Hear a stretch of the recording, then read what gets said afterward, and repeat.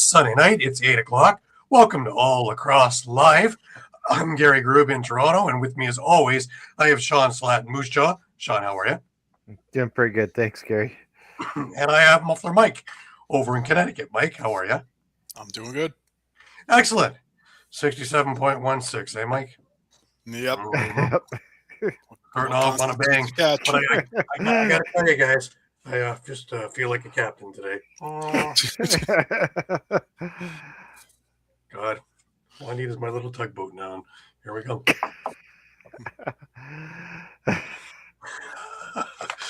Just before we get rolling, of course, as always, a reminder to everybody that all of our episodes are streamed live across Facebook, Twitter, YouTube, also Twitch, and on Spotify the following morning. Remember to subscribe, follow, and like buttons. Always share. Please enjoy all the affiliates across the Streampunk Entertainment Network, like Fly Like an Eagle, Streampunk Cinema, Streampunk Combat, Keeping It in the Ring, all kinds of shows for all kinds of people. If you missed a show, no worries. You can grab all the shows on YouTube, which would include Streampunk Cinema, Streampunk Combat, as well as Streampunk Sports, and of course, All Across all the time. And what will you find when you come to All Across all the time? You would find retro games, interviews, our library of shows, press conferences, fights, and all kinds of other things in there. More coming all the time. Remember, you can stay up to date by going to Streampunk Entertainment, streampunkent.com, with huge, great articles from our huge staff of contributors. Also, a reminder that our show is brought to you by 60. 60 is Canada's newest and most exciting sports uniform and teamwear brand, delivering top quality uniforms and teamwear that reflects the spirit and identity of each team. Their commitment to innovation and excellence sets them apart, ensuring that every customer experiences the perfect blend of style and functionality. Unleash your greatness with 60. To get to them, you can use the QR code, which is in the center of our screen, or you can go to Instagram at sweet_60. You can email them at info.sweet60@gmail.com, or go right to their website at www.sweet60.ca/60. Jim and his crew will be more than happy to work with you and get everything going for you. That's enough captaincy, I think. The boat's off and running. Well, I got a couple of things to take care of. First and foremost, I have taken over, of course, as the director of media for Ontario Series Lacrosse. And if you go to the website, you will see that it is up to date now. And I came up with a press release because the Ontario Series Lacrosse is now 7 teams. That is correct. We now have a team that is in Trenton, Ontario. The Trenton Kodiaks are now part of the league, and they are in conjunction with the Coburg Kodiaks of Senior A. So, you'll see players going back and forth. You'll understand why. So that's good news. Love to see expansion. Love to see more teams happening. Love to see summer drives get just a little bit longer. King Central, where I am, that's 2 hours to this one, 2 hours to that one, 2 hours to this one, 2 hours to that one, and then Brooklyn, which is just around the corner. You ever wonder, Mike, when you take these long drives, and it's like you've been going for 4 hours and, it's 45 minutes left. It's like, God, we're almost there. But if I hop my car and try and get to Oshawa, it's like, damn, it's a 45-minute drive. All psychosomatic, I guess. Oh, yeah. Anyways, we had one milestone that was hit, and that was with Matt Sawyer yesterday, who passes Les Bartley in all-time coaching wins and is tied with Pat Coyle at 8th altogether with 94 wins. Congratulations, Matt. Excellent. And that, of course, is courtesy of the Toronto Rock, and thank you to the Toronto Rock for the picture. Yesterday in Rochester, I was up there for the game, and, for all you Blue Jays fans, which includes all of Canada, some people in the U.S., and anybody who doesn't like Los Angeles, well, Ernie Clement happened to be over there, and he's a Rochester boy. And so he, of course, what a great day with Rochester facing Toronto. He was there for the inaugural face-off, and they were honoring him. Had a chance to meet up with him afterwards too. He was a really nice guy. Great to sit and chat for a few minutes. I don't know about you guys, but Old Man Winter has been rearing his ugly head around here. And it was funny because, the places that usually get it, like Buffalo, Rochester, they had a quarter of the snow that we had here in Toronto.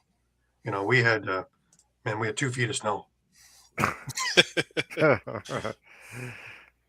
Terrible, Still shoveling that, There are cars that are hitting it, though, We have specific drivers for this stuff.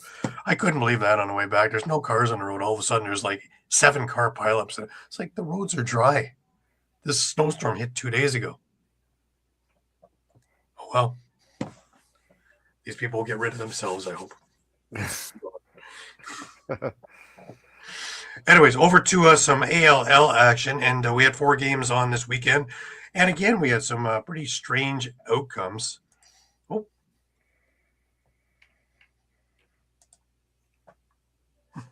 Not Oliver's like, yeah, well, that's pretty much the same. I like that. Yeah, they spot on there. That's pretty cool. Yeah. Thank you, Dominic. Appreciate that, man.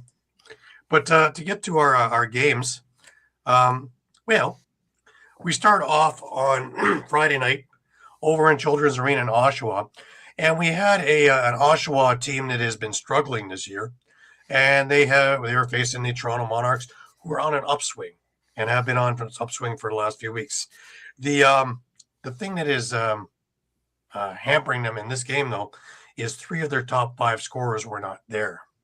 So this will create a problem for the Toronto Monarchs. The other thing is, one of the reasons why Oshawa hasn't been doing as well is they are as good as their leader, which is John St. John. And when he's not scoring, they're not scoring. Well, he erupted for 6 goals and 5 assists in this game. And, the writing's on the wall on that one. Oshawa comes away with a 19-12 victory. Jackson Brown in net for Oshawa was spectacular. He was just, standing on his head, as it were. And he came away with the star number 2 in this game.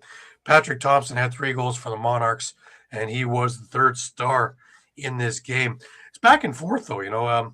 First quarter, really, until Oshawa put together a 4-goal run. I'm sorry, it was just sitting there at 1-0 for Toronto for a good chunk.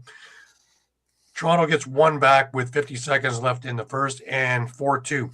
It is after 1. Now the Monarchs come out in the second, guns blazing, and really took control of the first half of the second quarter, scoring 3, and they were up by 4. But Oshawa comes to life. They score 3 of their own, led by Luke Laskowitz, Britton Hickey, and Josh Gilray, and they are up 7-5 heading into the third quarter. After the break, Toronto gets 1 back. Oshawa comes back with another run of 3. Again, John St. John leading the charge with a pair of those goals. Toronto gets 1, but Oshawa again comes back with another 3-goal run, making it 13-7, just starting the 4th. And that really is all she wrote. This game finishes 19-12 for the Oshawa Outlaws. We move on over into the Saturday games. And again, at the Children's Arena in Oshawa, we had the Oswego Bears and the Whitby Steelhawks. Now, Whitby has been finding their way lately, and Oswego has been floundering as of late. And, this is indicative of all of that going on. Whitby winds up winning 21-8. Yes, it was an old-fashioned slobber knocker. Ironically, the first goal in the game went to, you guessed it, Oswego. Then Whitby comes back with a couple, and Oswego answers. Then Whitby, then Oswego. And then Whitby decides that's enough of this, and they get on a 5-goal run. And that really is all she wrote in this game. The biggest thing in this is Whitby's special teams continued to strive. They had a number of power play goals, a couple of shorthanded goals, and really put Oswego on their heels. And they were never able to recover. 7-3 after 1. It was 11-5 at the half. The killer was a 7-2 third, which made it 18-7, and then 21-8 as your final. Ugly. Two of the last three games for Oswego have been not good. And the one they won last week was against Oshawa. And they've been sitting with their own troubles lately, too. So I'm not really sure what's going on with the Oswego team, but they need to get on the same page. And we'll get about that when we get to the power rankings in a few minutes. The late game in Saturday in Children's Arena was the Six Nations Snipers facing the Peterborough Timbermen. And again, Six Nations looked to be coming out of the funk that they've been in for the last couple of years of starting strong and finishing not so great. Peterborough, to their credit, has put together their best team that they've put together in the last couple of years. And their number one scorer, Aaron Woods, was in the lineup for this game. And he had 6 goals and 2 assists, right on par for what he normally gets, about 8 points a game. And Peterborough wins 18-10. Now, again, Six Nations comes out with a fantastic start. They are up 5-1 with a couple of minutes left in the first. And then it goes completely south from there. Peterborough just erupts for 5 goals in the second, changes the complexion. They score 6 of the next 7 and change everything all around in the game. Never really let Six Nations get back in the game. First star, of course, was Aaron Woods, 6 goals, 2 assists. Gavin Williamson had only gave up 5 goals in the Peterborough net. They split time between him and Jackson Hayner, who also gave up 5. But Williamson was just spectacular for 2/3 of the game and earned second star. Stone Jacobs was the third star for the Six Nations Snipers with a pair of goals for them. We move into this afternoon, and you had the Brampton Express facing the Paris River Wolves, and Brampton's been on a tear. This is their 4th win in a row. They beat the Paris River Wolves 14-11. Now, Paris, to their credit, really had a bad outing last week, and I wanted to see what was happening this week, and they stayed neck and neck with the number 1 team in the league for 95% of this game. And, I really can't fault them when you're talking about a team that is as good as Brampton and falling just short. And the 3 stars in this game was Curtis Ward for Brampton as the first star, 4 goals, 2 assists. Andy Campbell for Paris with 5 goals and an assist. Gage Board was the third star for Brampton, just with a heck of a game, just doing all the things that stats don't cover. So if we take a look at the standings, Brampton, of course, is in first place, followed by Peterborough, a game back. Whitby is now in third place, tied with Toronto and Oswego. Six Nations is sitting in 6, 2-4, Paris 2-4, and Oshawa 2-4 in a logjam. If we take a look at the power rankings, of course, Brampton is sitting in first place. Again, with their fourth win in a row, the team is rolling. And another really strong defensive showing. The only minor chink in their armor that I can see is giving up 2 shorter-handed goals in the game. 10 individual scores for them is spreading it around beautifully. In number 2 is Peterborough. And this team is top-notch when Aaron Woods is in the lineup. Timberland's leading scorer led all scorers in a big win. Again, Gavin Williamson looked great in net. Between him and Jackson Hayner, this tandem is as good as any in the league. In third, we have the Toronto Monarchs. And although they lost this week, again, like I said, they were without 3 of their top 5 scorers. Really a tough section in the second quarter, had them playing from behind. A really good sign is that the scoring for them is spread out. And it's going to be advantageous as the games get more important down the stretch. Whitby has moved up 3 spots into 4th now. And I remember saying it a few weeks ago, it's only a matter of time before they'd be in the top echelon of the league looking down. And really, they have earned their spot up there now. They're just getting stronger and stronger and gelling more and more. They've scored in the last 2 weeks 35 goals while only giving up 18. Team's only going to get stronger the more comfortable they get. Oswego went down one spot. I debated on putting it further, but for now, one spot. The last few weeks have been rough. 2 lopsided losses in the last 3 weeks. The worrisome thing for me is the lack of scoring for this team. You have guys like Shane Halliwell, Dante Koulos, Eddie Renault, Stephen Portelli, Xander Delaron. They all need to be engaged. If they can't get on the same page, it's going to be rough. Otherwise, if they can, they will make a lot of noise before the end of this year. In 6th, we got Paris. And although they were defeated by Brampton this week, they put up a really good fight. And it was a real good bounce-back game from the big loss to Toronto last week. And they need to dig deep because they face Oswego next week. And it's them or Oswego for who goes up in the standings. Oshawa moves out of the basement into number 7. They look good in their victory over the Monarchs. Again, the team goes as John St. John goes. And he had 6 goals, 5 assists. To add to the strong offensive showing was the superb goaltending of Jackson Brown. If he's on, the Outlaws can scare any of the top teams. And last, of course, down 2 spots this week is the Six Nations Snipers. Inconsistency is the word that comes to mind when I think about them.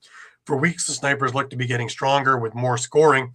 Last couple of weeks have been like it's been for the last while. First quarter strong, then less and less and less.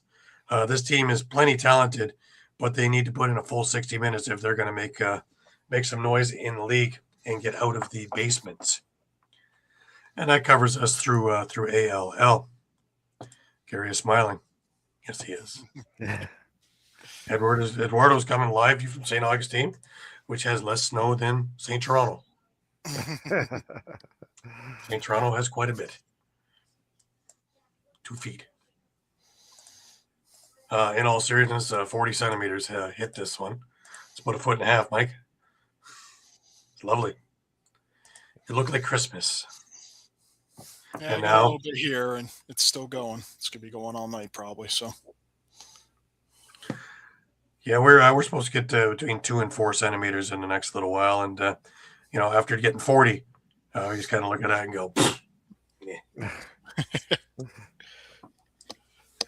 It was strange as I was driving through Buffalo and Rochester. You normally get it since they are in a snow belt. I always worry about going through that I-190 little stretch there where, it can be dry on both sides and they get 4 feet of snow in that thing. And then if you're on either side of it, you're stuck wherever you are. So I was kind of, Rochester until Tuesday. My car isn't strong enough to go drive through a 3-foot wall of snow. So, but anyways, it was clean driving. So, we're here. We're back. But it's great to see everybody in Rochester. Yesterday, it was a double whammy because, you're in for the pregame festivities. And, of course, the Bills game's on in the sports bar. And, there was one brave guy wore all Denver stuff. Very brave. Very brave guy. Didn't want to tell them I was a Patriots fan, so just kept her quiet. I kept alluding to it's the same colors.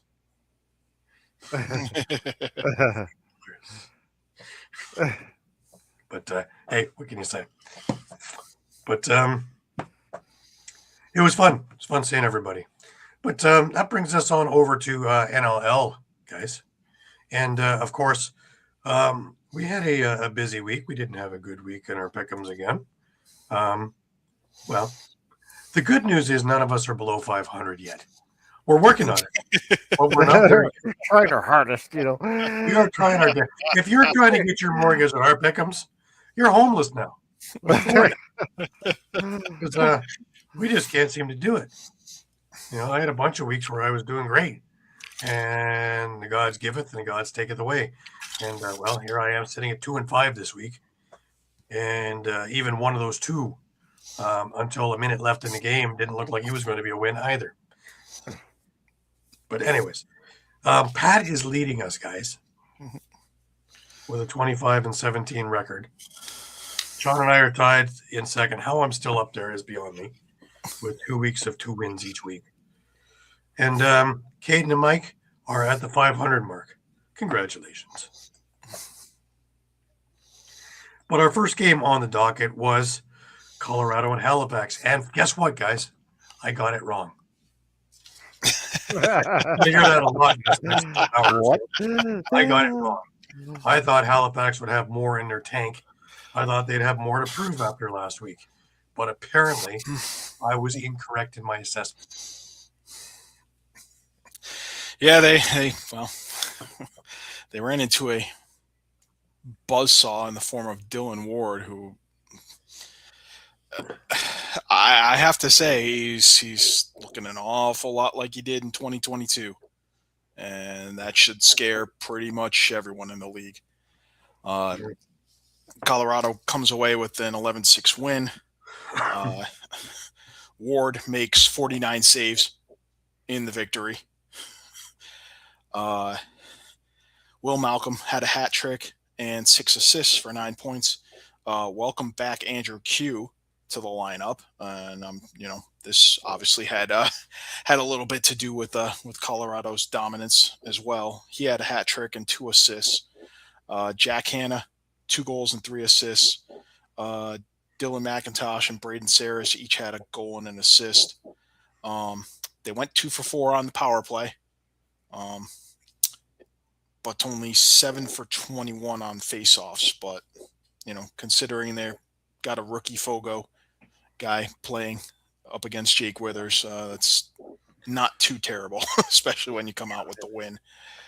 For Halifax, not much to speak of. Cody Jamieson had a hat trick. Clark Peterson had 2 goals and an assist. Randy Stotts had a goal and 4 assists, but some big names kind of left out of the net. Dawson Thede, just 1 assist on the night. Jason Knox, just 1 assist on the night. Ryan Terefenko, just 1 assist on the night. That's definitely not a winning formula right now. Mm-hmm. 14 of 21 on faceoffs and 3 of 6 on the power play. So it's not like they didn't have their chances. We've been talking for weeks about their lack of discipline, and they were handed 6 power plays. 50% conversion, but a few more, and maybe this is a closer game. Warren Hill and Drew Hutchison combined for 36 saves on the night. And Halifax now is below 500.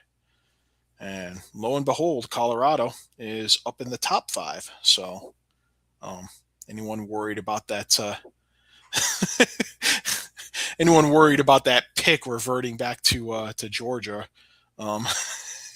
Again. Yeah. Can't see that happening, but Can probably breathe a little easier, at least right now. So they are Right. 4-4-2 through a third of the season. So, Mm-hmm.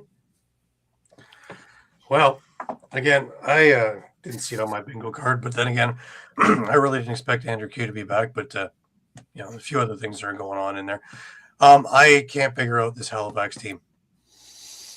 I just think they have way too much talent to be looking like they're looking week in and week out now. That's 4 bad ones in a row.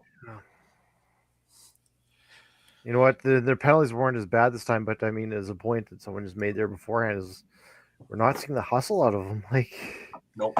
guys are just, lollygagging to the bench and not getting off on transition, and it's just guys just look disinterested. I don't know what's going on there, but Yeah. yeah, and I mean, I guess I'll add, hate to pick on him, but, he was kind of one of the bigger free agent signings. Brendan Bomberry is just Nowhere to be found. nowhere to be found yet. Yeah, as Pat would say, his even- picture is starting to come on a milk carton now. Yeah. Yeah, But, and I mean,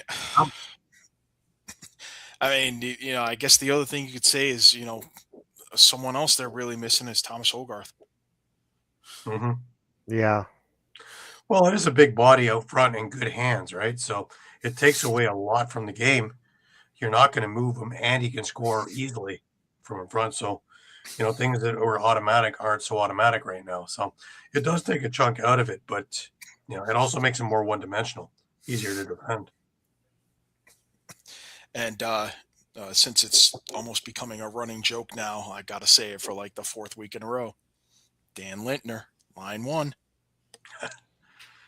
Yeah, they are endless. Literally and you know what? I'm going to add on top of that, and I know we're going to get to it when Shawn covers the game, but Saskatchewan has a little bit of an ace in the hole that some team might want in the form of a right-handed forward. Yeah. Yep.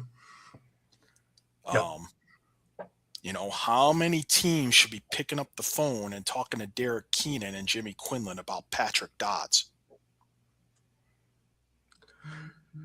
There are a few actually in Saskatchewan that are, available in our in the lineup. They're playing left press box beautifully, but it's nice to be that deep though.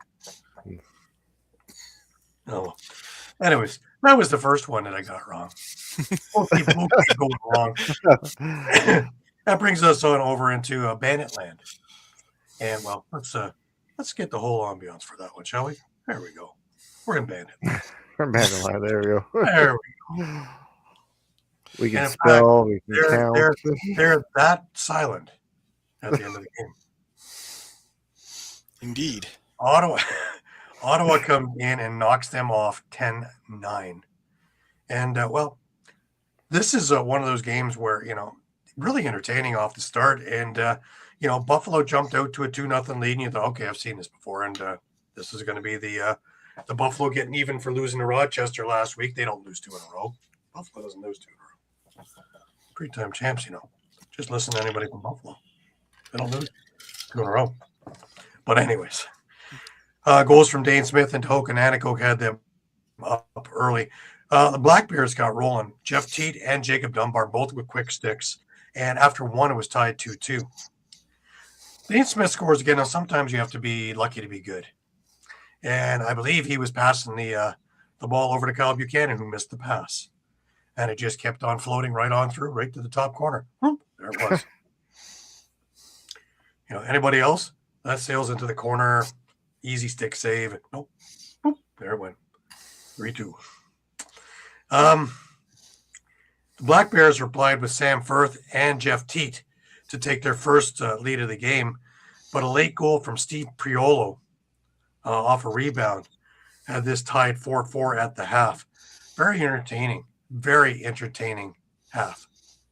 And really end-to-end action, and nobody really got a leg up on one another.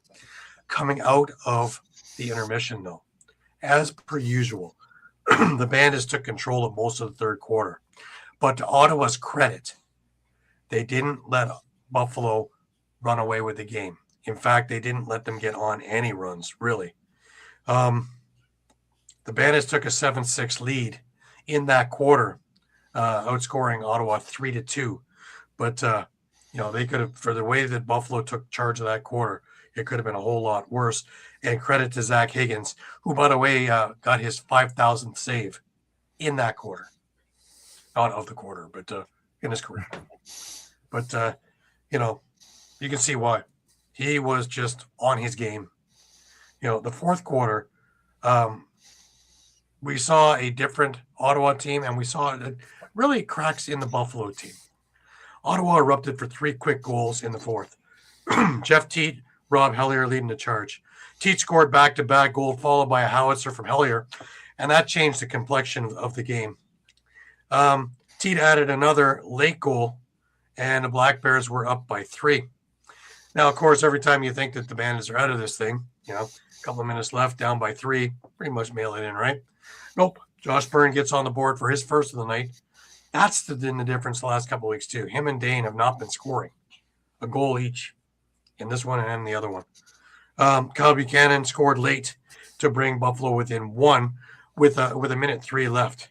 Now, it gets interesting because Ottawa is in this conundrum of, do they shoot up for the empty net? Do they try and kill clock? Do they have a brain cramp and not know what to do in between both of it? And you can check every one of the boxes at that particular time because they ran down, decided that they weren't sure what they were going to do, and ran around in circles. Didn't shoot, didn't do anything, didn't even try and get it out of their stick, and of course got poke checked, giving Buffalo yet another opportunity to try and tie this game. And boy, 2 opportunities came, and I guess on this night, God was an Ottawa Black Bear fan because for some way this thing didn't go in the net. Ottawa wins 10-9. Thornbear and the Milkman against one another, and this was a classic. Connor Farrell comes away with the 13-10 advantage in faceoffs, but man, it was 11-10 midway through the fourth, and it was neck and neck. It was just toss a coin, and one of them, each time is something different, so you couldn't bank on it. Ottawa went 2 for 4 on the power play in this game. Buffalo went 0 for 0. That's right. Nobody got a chance to spell, Shawn. Yeah. Nay was a box piece. But that's a big thing for Ottawa, though, right? They stayed on the box. And yep, they did disciplined. Disciplined in a very physical game. Yeah. Yep. Even at the end in the handshake line, it was getting physical. They're all going after Teat. I understand he scored 5 goals on you, but the game's over. Yeah. Yeah, well, maybe try not letting him have not 1, not 2, not 3, but 4 crow hops on his way to that goal down the middle. Yeah. With Paul Dawson just standing there in front of him and not closing the gap. He actually started anyone think was going to happen? He started at the restraining line, and he wound up almost at the top of the crease when he shot the thing. It was crazy. Buffalo outshot him 53-47. Out-faced-offed him 13-10. They edged him in loose balls 69-68. All these numbers would say the Buffalo wins. Buffalo even scored a shorthanded goal. But my 3 stars for this game were Jeff Teat as number 1, Zach Higgins for number 2, and Rob Hellier for the 3rd star of this game. And he had a hell of a game too. Absolutely. Yeah. And that's how that one played out for us. Hey, did anyone pick Ottawa? Just checking. No. Just checking. I believe Mike did. Just I believe checking. that's where we're alluding to. Yeah, I know what we're trying to get to. I know who didn't pick Ottawa. That was part of my 0-4 Friday night. That's the best I've done in a long time. But I mean, this, when I made that pick, hey Dave, how you doing, buddy? Long time. When I made that pick, I felt this was the time. This was something Ottawa really needed. This was the kind of statement they needed to make. We've been talking for a couple of years now about how they're on the cusp. Really back to the last year they were the Riptide in New York. How they were really on the cusp of something special and starting to really build toward being a continuous contender in this league. And I think this is the kind of win to come into Bandit Land. And I believe this is their only meeting of the year, if I'm not mistaken. So head-to-head tiebreaker. There's another, for. Well, we've been saying this forever, right, Mike? Is if you're going to let Jeff Teat run wild, he's going to kill you. And one cardinal error that Buffalo had, they let Jeff Teat do whatever he wanted to do all night long, especially in the fourth. And he took full advantage. Well, let's not forget the best fourth quarter team in the league right now is Ottawa. And has been for most of the year. Yeah, I agree.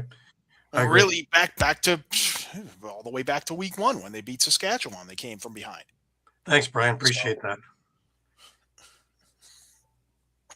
Yeah, it's true. So this isn't something that just popped up out of the blue. This is something that's been building for a while. But they're starting to use all their weapons too. It's not just Teat. Teat's finishing, yes. Yeah. Hellier's doing a lot of the work. O'Connor's doing a lot of the work. Kiernan's doing a fair amount of the work. We're seeing Dunbar back in the mix now as well. I credit a lot of this to Dan McRae and using guys correctly. And, being cerebral about how he's going about things and having a plan A, a plan B, and a plan C, not just kind of winging it along the way. He showed it in junior with Burlington, and he's just bringing it across here now with the Ottawa Black Bears. And they bought in, and they know what they're doing, and they know how to do it. And having Zach Higgins really at the top of his game as well never hurts. Yeah, and I mean, I'll add to that, Larson Sundown, not just scoring on dunks. Yeah. Scoring from in front of the net, in front of goal line extended. I mean, that's the more we see of that, the more of a problem he becomes for defenses. Right. It's not just, okay, now I'm going to wait for him to camp out back and they're going to try the dunk play. And no, like now you need to watch him everywhere on the front end. Absolutely. Yeah, absolutely. All right, let's move on. We go to the unbox game, and we're going to talk about ugly. The score is not indicative of the game because the score is way too close for the game. 19-9, and instead of players getting thrown out, the coach was getting thrown out. And like I told you guys off air, Josh Sanderson thought that Edmonton was dusty because he kept telling the officials to grab the vacuum. Vacuum. Too dusty. Vacuum. They needed a vacuum. Josh Sanderson said it at least 3 times on his way to the room. Yeah, this one was ugly. I think that's just the best way to put it. 19-9 win for Georgia. And maybe they were listening to all we were saying about Lyle Thompson. Puts up 4 goals and 6 assists, 10 points, which we've been kind of waiting for all year. Torrin Eccleston back in the lineup. That made a huge difference. 4 goals and an assist. 3 goals, 5 assists from Brian Cole. It's just all over. Keen Moon, rookie who just comes in now, 2 goals and 2 assists. He looked unbelievable. Shane Jackson, 3 goals, 3 assists. He had a goal and 5 assists from Nolan Byrne. I think we really saw what this Georgia team can do when they're firing all cylinders. Well, we knew they had good defense, and Dobson's had a great year all year, but now to add scoring to it as well. And Torrin Eccleston brings more than just scoring. He brings grit. Yeah. Because he doesn't mind fighting. He doesn't mind banging around. He doesn't mind doing all the things in front of the net, side of the net, corners that I think they lacked the last few weeks. He just added a whole new flavor to the Swarm, to the look that they give, enough that Calgary was a little gun shy and on their heels pretty much from the beginning. And when things started dropping early, it really, once they pulled Aiden Walsh, they really had no more answers. Yeah, and I mean, when you go down 6-0 pretty much right off the bat, that just kills any type of momentum you're even going to try and get. You put yourself in a massive hole right off the bat. And I mean, when it's 14-2 in the third quarter. Yeah. It's funny when you look at the numbers, Georgia outshot them 55-50. Calgary won the faceoff battle 26-6. You look at this in the time of possession, Calgary should have all kinds of things going on, but that wasn't the way it worked out here. And I agree with you. I mean, the defense and goaltending has never been the issue with Georgia. It was, when is this offense going to, for lack of a better term, just wake up and wake that sleeping monster that is Lyle Thompson, which happened on Friday night.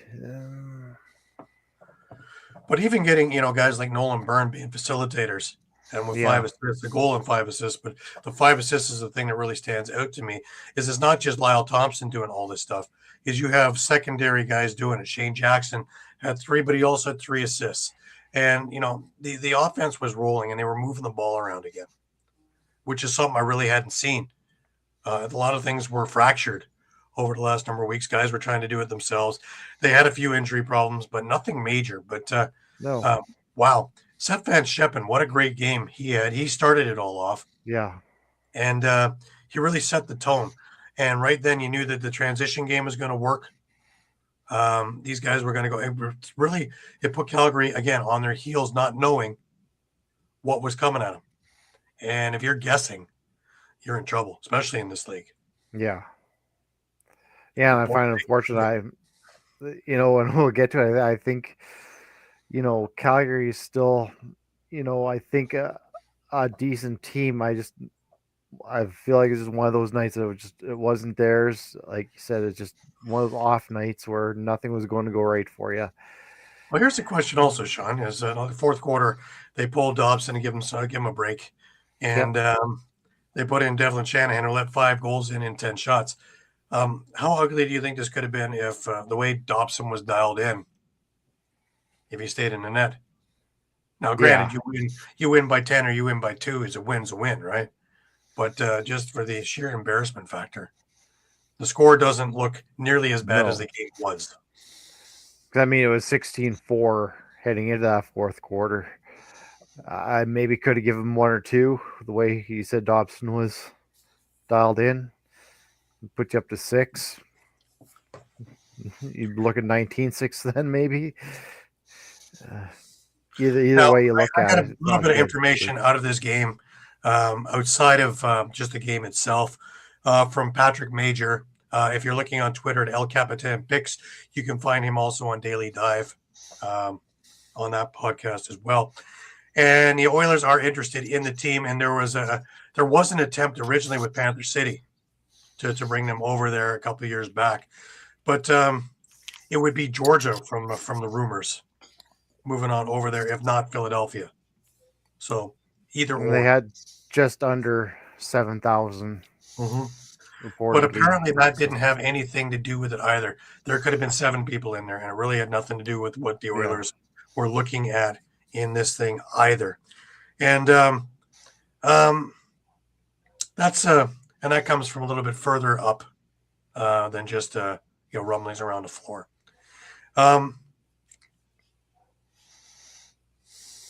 There's. So I'd be curious to know what's changed such that the Oilers are interested now, when 10 years ago Bruce Urban moved the team to Saskatchewan because the Oilers had 0 interest. And that's always been my fear, even if the Oilers are in ownership, is how serious are they really?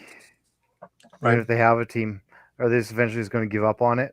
I think it's. We saw what happened with Panther City. So if you do business sense correctly with an NHL team, and here's my theory on this one, and listen to me on this one, because it's working in Calgary, it's working in Buffalo, it's working in Vancouver. You are including your season ticket holders in the package of lacrosse tickets. You're not trying to sell them. They are included in the package price for your season tickets. And on your paperwork, you are dividing it this way and that way, and that's how you're getting your base crowd in there. This is for your TV shots that you have those things there. Now, what you're going to be doing with this as well is that, of course, they're going to have other perks to go along with it as Oilers fans also, and inter-promotional things as well. So the word gets out. Now, I heard there was not a whole lot of advertising on this one, and that's a shame. But if they have a stake in this as their own team, there will be.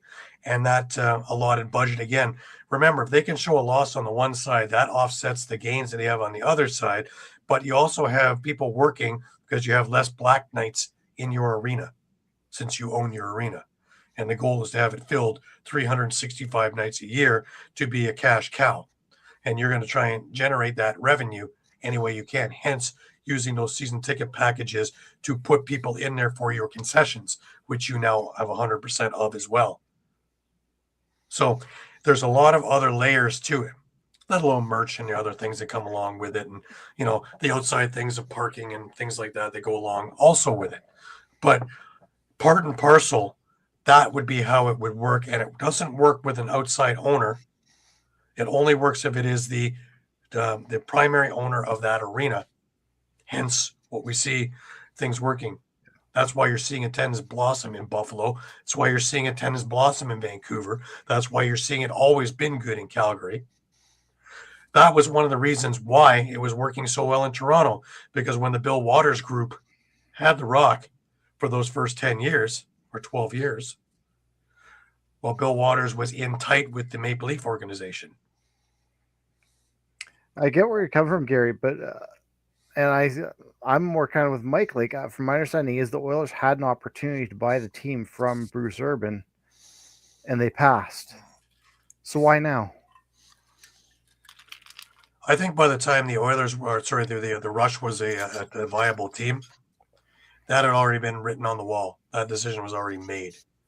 Remember, they were the lovable losers for the number of years there that nobody was going to and nobody cared about. And then all of a sudden, Derek Keenan came in there and did something nobody thought he would do, is put a winner out. And, what's the worst thing that can happen to you? You win in the last year as you're moving, right? Well, what did they do? They won. Yeah. And then they won again in their new home. First time ever I think that's happened. The only thing I think that would be more of a kick in the teeth would be what happened to Quebec City when the Nordique left and went to Colorado. And after all the hard work and struggle and pain and all the losing seasons, the first year they go to Colorado, they win the cup. Yeah. Right? I think that's the worst thing that could happen. But it was right in that same mantra. And when they had the new arena, of course, Edmonton Oilers were on the upswing. And that was the flavor. And that's where they're going to put all their time and energy, never really thinking about the Rush, never really caring because nobody ever did in the first place. By the time it took, to care, that was already a broken down thing with Urban and Edmonton. Things had already been set to go to Saskatchewan. They were leaving. They win. Oh, God. And now they're going. So I think it's probably different people in the top positions in Edmonton right now as well. But also that maybe they have seen the business plan, and also the NLL of 10 years ago and the NLL of now are not the same NLL. There are much different business presentations. There are much more professional presentations. There was no idea that the lacrosse was going in the Olympics and looking for that kind of explosion of that on the main scene. Now you might be on the ground floor of something that's going to be huge. And I think that's a good point. We're talking 10 years ago now that Nick Sakevich put in the business model Yeah. that he did when he was commissioner, where when they did this wave of expansion that, San Diego, Philly, the Riptide, the new Rochester Nighthawks, etc., Panther City, they were, well, maybe not Panther City, but they were picking markets where deals were favorable with NHL or NBA owners, in those arenas where they could make the partnerships work. Mm-hmm. Exactly. And again, the business model now with, again, Fanatics and a few other things that are going on, let alone if you look, they have rolled out probably a dozen partnerships just with Brett Pruitt in the last 2 years. Maybe not things that are right in your face as a consumer, but things that behind the scenes are a whole lot better for us, especially us as people who cover the games media-wise, and have much more reliable sources and equipment that are coming at us and much more in-depth. And they're serving to stabilize the franchises that are, for lack of a better word, in trouble. That was Pruitt's mantra, right where the heart. The very first person to get an interview with him when he first got on, that was me. Frank and I got it with 3 days in at that draft. And that's the first thing he talked about, was making sure that the franchises that they had before thinking about any more expansion were stable. And he has spent the last couple of years either, trying to find homes, moving things around, getting things in better markets. And that's why you see all this movement around. We're trying not to lose franchises, but, Panther City, I would have loved it if they went down to Edmonton. But, it is what it is. Maybe if they held on for a year or two more and this had come up with the unboxed thing, because that hadn't happened yet either. or was in real infancy.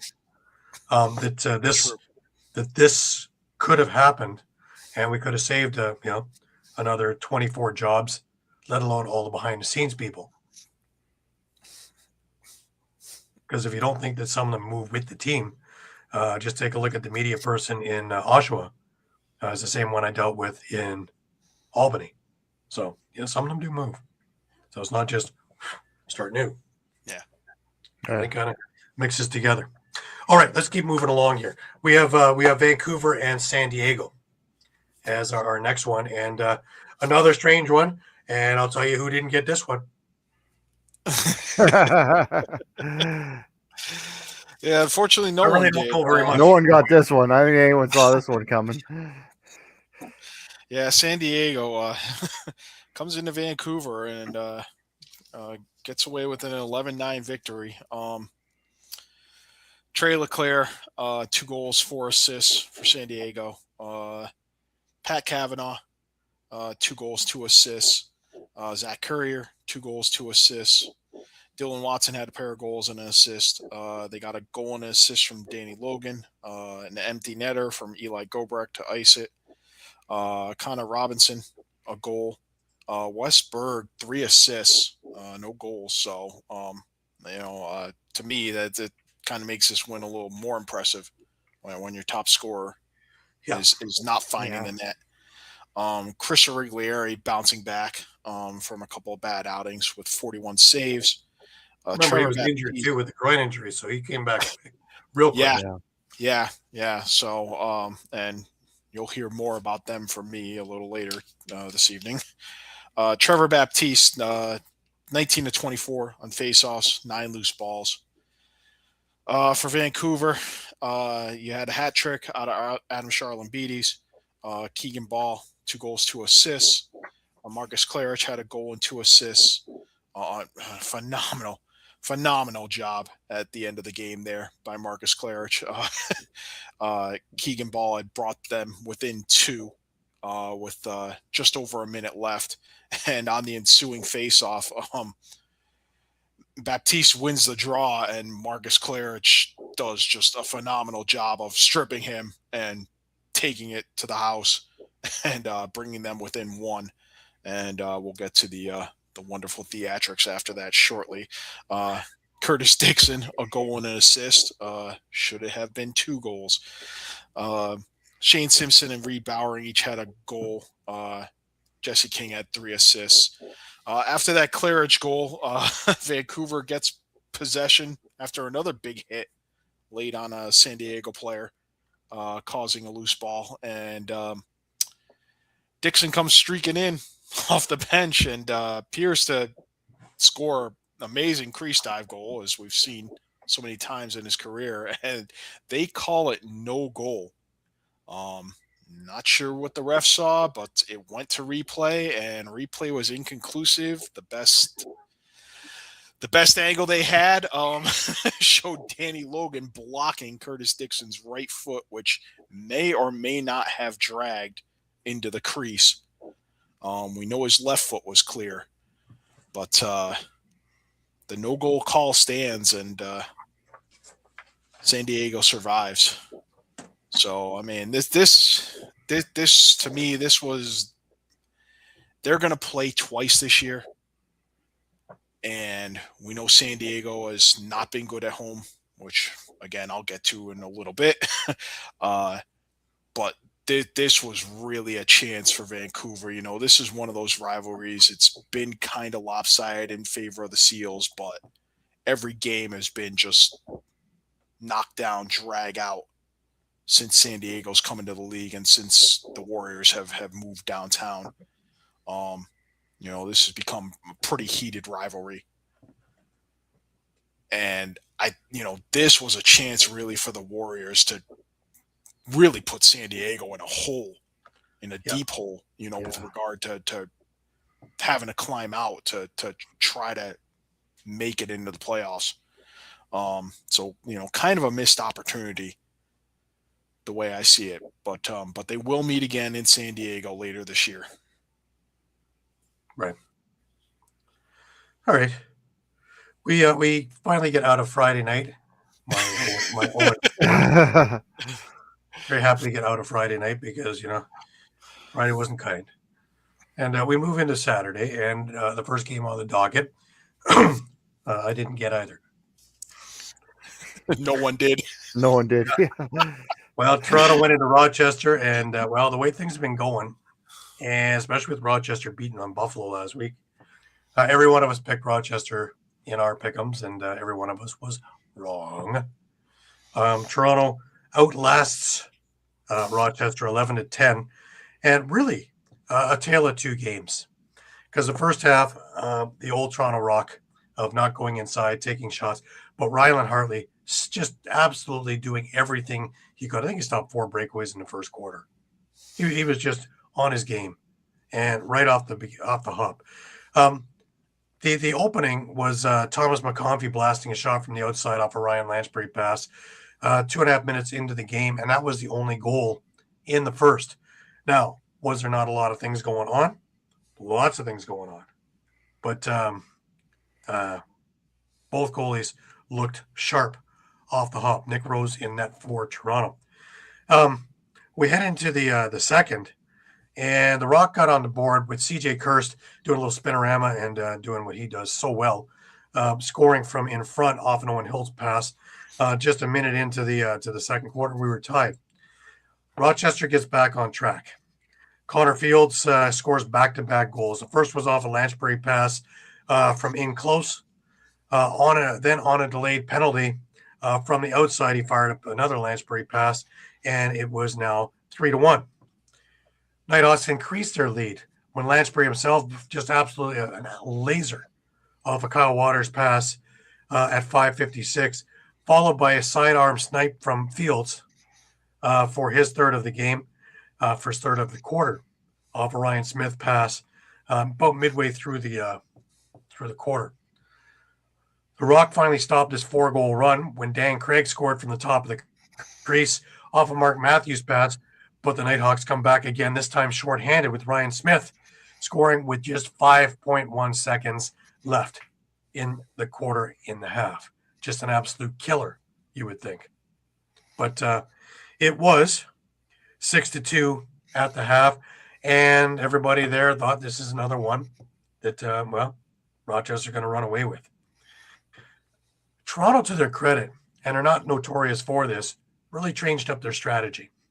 And they started battling hard inside and around the net. And they opened up the scoring when Mark Matthews finished a Challen Rogers pass shorthanded, followed by Dan Craig blasting a Matthews pass 50 seconds later from the outside to bring the Rock within 2 goals. Rochester got back in track with Graydon Hogg scoring from in close off a Ryan Smith pass. Now, the thing is this. He made contact with Rose. Rose fell down heavy, was shaken up, and had to leave the game. So midway through the third quarter, Troy Holochuk goes in the net for the Rock. And there's many a Rock fan that was there that went, uh-oh, as we move along further. Toronto narrowed the gap to 2 goals once again when Owen Hiltz scored off a quick stick from a CJ Kirst pass. And it was 7-5 after 3 quarters. Now, everything that was put Holochuk's way, he was equal to the task. He looked dialed in right from his moment in there. Chris Boucher brought the Rock within 1 on a great individual effort, diving from behind the net off a Challen Rogers pass at 1:24. But McConvey was able to score his second of the night from in close off a Kyle Waters pass, again restoring that 2-goal lead. Hugh Kelleher with a beautiful unassisted goal, just a laser to the corner in transition, followed by a blast by Sam English to tie the game 28 seconds later. Toronto took their first lead of the night when Owen Hiltz fired a low-to-low shot off a Challen Rogers pass at 6:57. But the Nighthawks would again tie the game on the power play when Ryan Lansbury converted a Ryan Smith pass. Then Connor Fields scored his 4th of the night off a Kyle Waters pass, retaking the lead with just over 5 minutes left in the game. Toronto, instead of just putting their tail between their legs, put together a flurry. They were all over buzzing like bees in a beehive around Ryland Hartley and the Rochester net. Owen Hilt scored with a high-to-high blast, unassisted at 10:42 to tie the game. And then, with just 58 seconds left, Mark Matthews finds a clear path to the net, bounces a shot to the far corner, and that is your game winner. A hell of a game, which had everybody down to the wire. And, of course, Rochester, with the goalie pulled, tried a few things also and just couldn't get the ball in the net. Toronto wins 11-10. 3 stars on this game was Owen Hiltz as number 1, Connor Fields number 2, Mark Matthews as the number 3 in this game. Shots favored Rochester 59-45.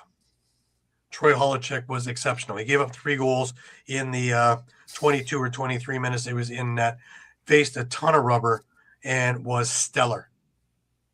Single-handedly held the Rock in there until they could get moving. Owen Hiltz had another spectacular game and finishing, which he's had trouble doing since coming up, but, man, he looked good. Kirst, though he only had 1 goal, was facilitating. English also was buzzing all over the place. So if you're worried about the first-round picks, they are the future, and they are looking good. The future seems to be now. The face-off battle went to the Nighthawks 15-9. They edged the Rock in loose balls. I believe it was 85-82. Toronto went 1 for 3 on the power play, scoring a shorthanded goal. Rochester went 1 for 4 on the power play, scoring a shorthanded goal. Overall, Toronto looked good in this game, top to bottom. Probably the best all-round performance I've seen them play against a really, really tough opponent. And that has jettisoned them up in the standings into the playoff spots. They're now sitting with a winning record of 3-2. And they have Georgia next week, so it's going to be a tough test also at home. So my next tour is over to Hamilton, if you're keeping track on your map.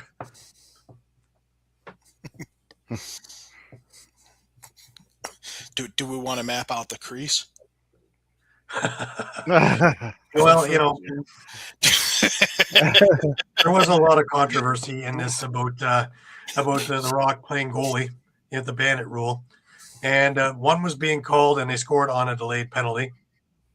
The other wasn't called, and Rochester was upset about that one, but it is what it is. When I was talking to the Rock people, they weren't in the crease, so you know, you take your pick. Rochester says he was. Toronto says he wasn't. Can you imagine? Who would have thought? Who would have thought? Yeah. Yeah. Anyways, here's Mike Hazen with his post-conference. Came out and they established physicality on both ends of the field, and it was a disciplined physicality. Is that something that you guys were prepared for? Because it seemed like you guys at first were able to kind of find some things, but then they really locked in after the first quarter. Yeah, no, they were really good. I think I just don't think we were ready to play. Period. At the end of the day, we came in here Friday night. We weren't very good in practice, and it just kind of carried over here tonight. That we just weren't mentally ready to do what it takes. Whether it be a bit of a hangover from that emotion we had against Buffalo last week or what have you, but we weren't ready to play. Again, they jumped on us, and we were lucky to be in that game, even though 5-2 at that one point. We were lucky to be in that position because we weren't at our best. Well, one of the guys that was playing really well, particularly in the first half, was Ryland Hartley. He really had a lot of great saves in that first half, which allowed the team to establish a lead going into halftime. 100%. He was bang on. He was our one bright spot, I think, here tonight as far as the overall team group goes. He was on his game, and he saved our ass, because it could have been, like I say, 4 breakaways in the first quarter that he just snowed them on, and multiple more, and again in the second quarter as well. He was really good, and he gave us an opportunity to wake up. We just didn't wake up in time. You guys signed Cap as a free agent. He played last weekend, 3 games in. What have you seen from him so far? Because he's really looked impressive so far. Yeah, like last weekend, he gave us a handful more possessions than we were getting the first couple of games, which gives us a little opportunity to sort of get on that roll, stop their runs a little bit. And tonight, again, without having the face-off guy there, he gave us that opportunity to, no matter what, we pretty much had the ball in our stick. A couple ones got away from us where we just didn't quite battle hard enough, kind of expecting it to go exactly to where we wanted it. But he's doing a good job for us. And again, more possessions for our own, less time on the floor for RD is good recipe for us. From up top, it looked like on the Toronto go-ahead goal, shot got blocked in front and didn't go up hardly. They get a reset and score. Did you see the same thing? Yeah, that's what we was trying to challenge on that. Like the 30 shot clock hit 0, and even before the shot clock there. So it was one of those ones that another one that was missed. 4-2 through 6 games, 33% of the season over. How would you assess the 4-2 start? Big picture, pretty good start, and again, especially after last weekend, you know, having the opportunity and being able to grab the 2, put us in a good spot to be in a better position. So this one's a little bit disappointing, but big picture, we'll take it, and we just got before it. Well, it says it all, really. I mean, overall, in the third of the season, and Rochester's looking pretty good. I am pretty enthused with what I'm seeing. That Toronto just gets better each and every time they're out there. So, interesting to see how bad the Rose injury is. Nobody was saying anything after the game. There's a lot of smiles over in the Rock dressing room, and Troy Holochuk was given game ball because he was just fantastic in that. Knew he had this in him. It's just how often can you get this out of him? So, he's my guest this week on NLL Lacrosse Talk. So we'll be talking about that and a whole lot of other things. Tune in Thursday at 4 p.m. if you're interested in listening to me interview Troy Holochuk. But that'll bring us over to our next one. And Saskatchewan hosting Oshawa, who was coming off a great showing against Halifax last week. And do you think that they could keep it going? Shawn? Yeah. And upon automatic video review, Saskatchewan won 15-10 because we had plenty of video reviews in the first quarter alone, 3 of them to be exact. And a little bit of controversy as well. So Ethan Walker scores 33 seconds into the game. 10 seconds after that, Ryan Keenan appeared to score. We had a conflict. One referee, the head referee says a good goal. Secondary referee said no goal. Go to automatic review. It appeared that the ball hit the post and did not cross the line. A couple of views kind of showed that. Yet they called it inconclusive again. And because the head referee called it a good goal, it counted as a good goal and tied up the game. And because of that, I mean, how hot is Ryan Keenan right now? 10 goals, 9 assists in the past 2 games. He had 4 last night, 4 goals, 3 assists. Austin Shanks, 2 goals, 5 assists. Zach Mans, 2 goals and 3 assists, including an unbelievable one where he got off the bench quick. Frank Chiliano found him downfield. And he went upstairs. It almost looked like he tried to go between his legs, but he kind of did an underhand scoop that went by Doug Jamieson as he was in the air. It was an unbelievable goal. Shots, the rush outshot Oshawa 53-44. Jake Naso was 22 for 29. So he just continues to just dominate on the faceoff dot for the rush. Power plays, probably maybe a little bit of a bright side for Oshawa. They were 4 for 7, while the Rush were 1 for 1. And so, yeah, for this, I mean, the Rush now have won 5 straight, and they're 6-1. So they're the only team now with 1 loss in the standings. Mm-hmm. Well, any questions about how determined Saskatchewan is to make a statement about losing last year in the finals? You know. Yeah, you think they want to get back? I think they're putting the league on notice that they are the team to beat. Nobody else. Like I said, and maybe a little bit tongue in cheek, like Brian Keenan, early MOP, like the numbers he's putting up right now are just ridiculous. He's just having a career year, and he's not to say he hasn't never looked like that number 1 pick, but he's really looking like it right now. Yeah. Yeah. Absolutely.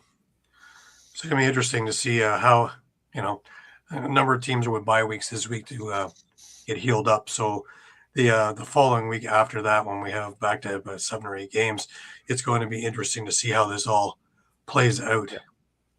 I guess the interesting story too, as we learned in the press conference, with Ryan Keenan's 4 goals, he was actually playing with Brock Haley's stick because his equipment somehow didn't show up. So he even did that without his own equipment. Right. Nice. I have Quinlan for the press conference, a clip from him, and let's listen to Jimmy. Big win tonight. Just kind of your thoughts on how things went tonight. Yeah, a bit of a sleepy start. I think we were kind of a little slow there out of the gate. Again, the game was a little bit weird to start with the reviews and the goals that we didn't know if they were going to stand, and then I think we kind of found our footing there. The defense was unbelievable for 28, 29 minutes there afterwards. And then our offense got going, and then again a little bit of a odd second half with the number of penalties we had to kill, but again we got through it, and I think we've earned a break here. What was your thought in that second half? Because it looked like things kind of got away from you guys a little bit. Yeah, I think again it was kind of at points. I mean, you look at the third quarter and we didn't really possess the ball too much, but only we're down 3-2 in that one. So again, we had a 3-goal lead into the fourth, and I felt like every time they pushed, we pushed back, and I think that's a sign of a team that's maturing and kind of understands the importance of getting the next goal. So again, I don't think we ever let them really get more than 2 in a row, which in lacrosse is huge. You mentioned all those reviews. I guess is there anything on the bench that you can do when there's kind of a lot of stopping of that momentum and a lot of breaks? Kind of you guys focus? Yeah, again, I think it's kind of reset. It's kind of understanding the scenario. So, whether if it's going to be a goal, we got to have our face-off team ready. If it's going to be no goal, are we getting the ball, or are we on defense? Who's going to be out on the floor? What's the strategy to break the ball out if necessary? So, again, there's a lot of stuff in there, and thankfully tonight they didn't take too long. Ryan has 10 goals in 2 games now. What can you say about his play lately? Yeah, he's hot. Again, I think what's nice about Ryan is he does a lot of work without the ball, and he's been very good with it. And so, again, I think for our young guys, him, Ryan, Robert Church, and Austin Shanks are tremendous guys to learn from. And I think you're starting to kind of see a lot of those young guys' games rounding into shape, and it's, again, all because of those old guys who just do it the right way. What's your thoughts on a 6-1 start? Yeah, it's good. I mean, obviously, we like where we are, but again, I think we're going to use this bye week to get healthy, and then just to kind of try to stay after it, because again, it's a tough league to win in, and so it's a humbling league. Anytime you kind of get the cart in front of the horse, you get it handed to it. So for us, it's just kind of staying even keel and just taking care of what we can control. And what is the message heading to the bye week now? Get healthy, stay after the fitness, and enjoy some time off. Perfect. Thanks, Jim. Okay, thank you. So words to live by, isn't it? Stay healthy, stay out the fitness, and let's get back at it. It's all business. Absolutely. All right, that brings us to our last game of the week, and an entertaining one nonetheless. Philadelphia and Las Vegas meet up with one another, and another one of these things where the Wings start good and don't continue good. Yeah. 10-7, they dropped to Vegas. Sorry, just gonna punch it up here. It's a good bounce back game for Landon Kells after a rough one last week. And he comes in with 37 saves in this one. Nick Damoud looked pretty good too with 48. 48 saves in this game, but he got peppered. Once again, the Philadelphia defense was doing things of old and allowing a lot of travel, a lot of things in there. The defense that I saw that started the year and even in preseason was more of a black and blue kind of defense. I don't know if they're just tired, but they don't seem to have the same ferocity as they did early on. Am I missing something, or am I okay with this? What do you think, Mike? Yeah, I mean, I'm curious where it's gone to. I mean, you get out to a 1-0 lead, and then you proceed to just give up 4 straight goals, and it's like I don't know, like they can't all of a sudden they can't get out of their own way. Yep. And it seems like it's inexplicable. I mean, I mean, I think it's going to get better once they're able to get Scott Dominy and Bo Columbus back. And I In hope the meantime, I mean, I hope both Yeah. guys are only a week or two out or something. But Even then, we've strange, seen but them, that defense gave up 58 Yeah. shots on Damoud. we've seen them better than that. That's yeah, it's inexplicable. I just wonder. I mean, do you think at this point in the season that Pat McCready's still in like a tinkering sort of mode It's been 2 years. with I don't know pieces? I don't know what you're tinkering with now. I think every week they've got to try something new because it's not working. But even when you're taking a look at the scoring, the guys that are supposed to be scoring are scoring. They're just not scoring near enough. Brendan O'Neill with 2 goals, Eric Fennell with 2 goals. Caputo with a goal. That's not enough. You're not going to win many games like that. You're certainly not going to win many games only scoring 7 goals. So, there's a number of things that are going on here. Now, we were talking about, back-to-back games coming up with San Diego. I don't know if that's what the doctor ordered now. They look like they've, kind of found their mojo all of a sudden. Yeah, and I mean, nothing in transition either. I mean, Well, they don't have a transition game right now. Liam Patton is about it. and Chris Corbeil had a goal, real. but Yeah. Dustin Burkhoff, no points. Patrick Foley, no points. Liam Mhm. Patton, no points. Davis Allen, no points. Messenger, no points. Ryan Wagner, no points. On the other hand, Vegas, who, really didn't look themselves last week, this was more the kind of game. However, again, I don't know if it's just Philadelphia not playing great offensively. Their defense looked good on Vegas. Now, is that a case of the other team's lack of offense making, a mirage that your defense looks great? Because, again, then the night that Vegas looked good against Toronto, I thought their offense, took a vacation. I mean, it very well could be.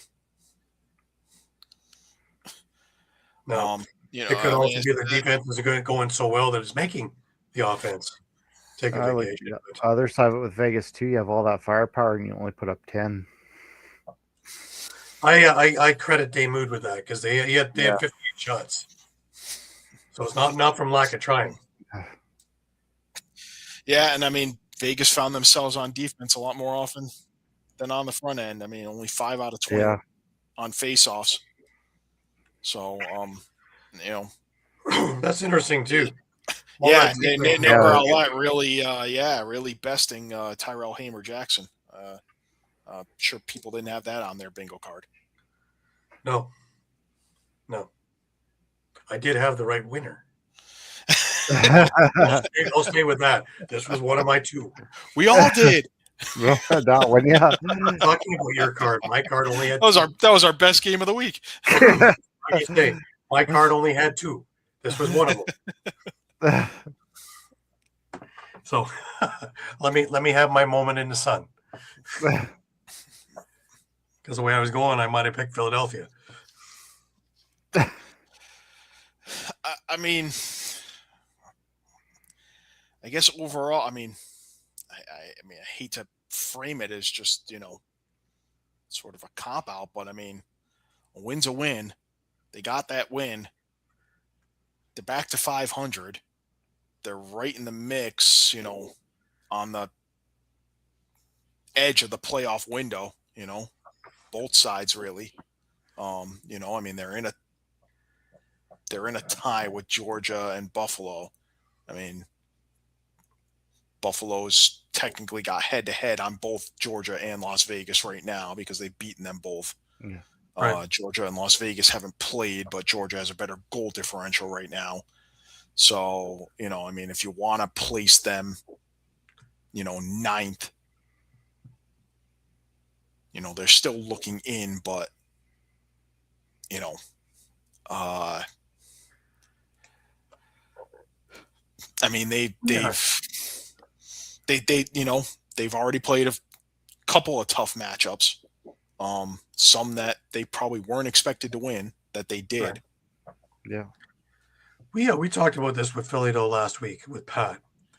And does Blaze Riordan have a role? Well, he had 1 assist in this game. No goals. Does he have a role? I still think no. I don't think he does. Yeah. But Joe Resetaritz, you need him to score. That's what he's paid to do, is score. And he had 4 assists, no goals. You're not winning. If your number one guy isn't scoring, you're not winning. Now, you can say that number one guy is Brendan O'Neill now. I'm not convinced. I still look at the track record and think Resetaritz is my guy still. Yeah. I have a long lineage of history of him doing amazing things for a number of teams and doing it continuously. And he's getting no goals. Thumbs up. I mean, is that the crux of the problem now with the offense? That nobody knows what they're supposed to be doing? I'd say so. Oh, We yeah. talked about this in the first time we talked about this. Well, but I think beyond that there's maybe a division as far as who's the primary goal scorer. I'm thinking that Mitch Jones had a lot more on the say-so of what's going on as the quarterback when he was there, and now that he's not there, it's missing that piece, and nobody really knows how to fill that in. Resetaritz is trying, but Jones was able to get goals as well as assists. Resetaritz, as your facilitator, is getting no goals and a few assists. He's not walking away with 8 assists in an evening. He's walking away with 3 or 4. But I take a look at the rest of the team, and nobody's replacing the goals that Resetaritz is good for in a game. Now, to a lesser extent, we talked about this with ALL and Aaron Woods playing for Peterborough. Right? He's good for 8 points. He's good for 6 goals. And when he doesn't play, Peterborough loses. So you take out that production from Peterborough, and they're not doing well. Take out his production here in Philadelphia, and then guess what? Their offense is anemic. Yeah. Now you take away another gun with Blaze Riordan, who doesn't really know what he's supposed to be doing right now, and is just kind of playing it by ear, and he's just flailing away too. So there's 2 big scorers that aren't doing anything. 2 big zeros. And you wonder why you have 7 goals. And 3 of them are from your defensive guys. Fennell with a couple, Corbeil with 1. Phil Caputo's been on both sides of the ball too. So whether he's in transition, offense, defense, who knows? That just depends on the quarter and the day, if he's even in the lineup. So I'm not even sure they're being used correctly.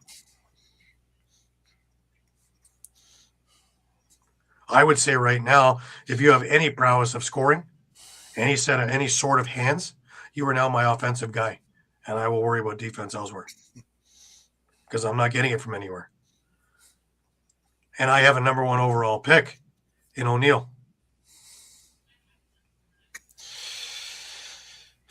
Yeah, and maybe another number 1 pick coming if they continue this trend. Yeah. But will he even be in Philadelphia? Yeah, well, that really begs some questions. Because how long are you expecting your fan base to tolerate this again? In Wings version 2.0, when they started going with that, All-American crew, I'm looking ahead to the scenario that we potentially discussed earlier, where it's them and not Georgia who ends up in Edmonton. And now, Yeah. what do you do with this team when your top guy, your number 1 draft pick, is an American player who let's be honest, is more proficient in field right now than he is in box. You have another star player who's more proficient in field than box in Sowers, Yeah. who's local right now, Yeah. who likely isn't going to want to be making 9 trips to Alberta a year. Well, and the other interesting, history thing is, although kind of different roles, Gary was talking about those lean years with Edmonton. Who was behind the bench? Yeah. Paul Day. Who was the GM? Yeah, Paul Day. Paul Day. Interesting. There's a lot of little things here that I don't know. You'd have to be making trades. This would remind me of when Rochester was moving to Halifax, and interesting when players were going all over the place, like Matt Vince to Buffalo and so, guys who were not going to go to Halifax. They just weren't. So you were getting rid of them for whatever you could get. Yeah. So did you get? That's how New England got Resetaritz. Yeah. Yeah. But were they getting what they were going to worth? Halifax? No, because they weren't going to go anyways. But so, yeah. So are we in that same scenario? I guess that depends which team, if any team, is going there. So, but stay tuned. All right, that is the week that was. And upcoming next week, we have a lighter week. We only have 4 games on the docket. San Diego is in Philadelphia. Vancouver is in Ottawa. Georgia is in Toronto. And Oshawa is in Colorado. Well, at least I can only do 0-4. It hurts when it starts going. You're thinking you're going to go 0-7. Yeah. So I'm starting to think whatever I pick, I'm going to go the other way, and that might be the remedy. Be back on track. Sad, I really will use the dartboard, and there we go. Because using logic, that's what we did this past week. Yeah. So. All right, this brings us up to a new little feature that Mike had thought up about us. And at this stage of the season, basically we're at the 1/3 mark, and we're looking at who are buyers and who are sellers. Buyers being who is not in the playoffs, going into the playoffs. Sellers who might be in the playoffs and are going to be out of the playoffs later on for what we think. Mike, I'm going to start with you. Let me put up your little thing here. And you were thinking about buying San Diego. Yeah, so I'll start with San Diego because I'm going to give all the Bandit Land who's might be watching this podcast time to stew for a bit here. But I have a very good argument, I believe. It's good for rating. So Yep. San Diego 2-3 right now. They're if the playoffs started today, they would not be in. I believe they will turn things around. And you look at that 2-3 record, the 2 wins are road games and they're 0-3 at home. Very surprisingly, there's a number of teams right now that have already lost multiple games at home that, their home venues are traditionally very difficult places for a road team to win. Buffalo already has 2 losses in Bandit Land, and we're only a third of the way through the season. Calgary already has 2 losses. They haven't won at home yet. San Diego hasn't won at home yet. They're 0-3. Halifax has 2 losses at home. So for me, it's obviously it's a little concerning when any team, struggles at home, but particularly when some of these teams where you expect to see 8-1, 7-2, 6-3 at worst, when all's said and done, and we get to the playoffs, you expect to see a pretty robust home record. You're not seeing that with San Diego. I think that's going to turn around. What's going to be in their favor? they still have a home and home with Vegas. To me, that's 2 winnable games because Vegas is very up and down. Yep. They've gone through Yep. easily the biggest rebuild of any team this offseason, even more so than Toronto or Calgary. They have a home and home with Philly. Again, 2 winnable games with the way Philly is playing right now and the fact that games that get into sort of shootout mode, Philly doesn't have the horses to keep up. Now, they do have home and home with Saskatchewan. Another fierce rivalry. Maybe they can steal one, hold court at home. The rest of their home games, I think, work in their favor despite the competition that they have. Vancouver, they've already beaten Vancouver on the road. We saw that this past weekend. They have Buffalo at home. So that's travel from the east. They have Halifax at home, another team traveling even further from the east. I think that works in their favor. The rest of their away games, they got another one with Toronto in Toronto. They've got Colorado at Colorado. They have to go to Georgia and they have to go to Oshawa. I think if Chris Irregolari can kind of steady himself and stay consistent, I mean, I think they have enough offensive firepower and they have a decent enough defense. They have Trevor Baptiste. So, you're guaranteed a good amount of possessions in most cases in these games, more possessions than your opponent.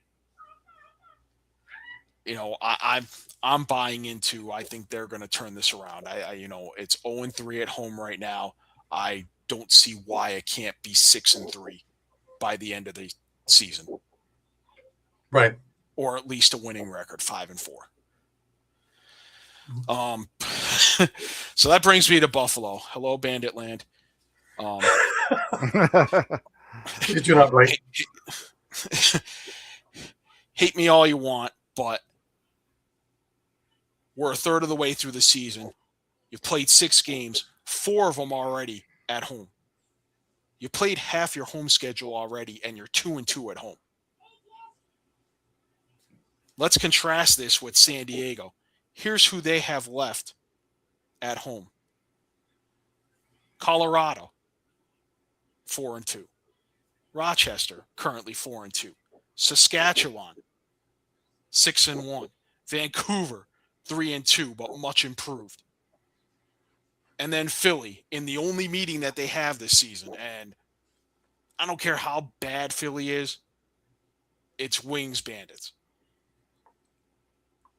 They're going to come in there, hopefully with some intensity. And that's probably going to be a knockdown, drag-out game. I mean, I'm not saying that they're going to end up with, a 2-7 record at home, but I'm a little concerned that home record is not going to be what fans are used to seeing, what the players are used to experiencing, or what the league is used to seeing. Now you go to their away schedule. Colorado again. They've got the home and home. They've got a home and home with Sask. So they've got to travel to Sask. They've got to travel to Vancouver. Remember, they're already a third of their way through their schedule. 2 against Colorado, who's in 3rd place. 2 against Saskatchewan, who's in 1st place. 2 against Vancouver, who's ahead of them. And then you have to travel to San Diego. We already discussed that one. There's travel. Your only game against Toronto is in Toronto. And then Oshawa. And hopefully they're buying tickets, but, Maybe Oshawa's already sold out that game with their own folks.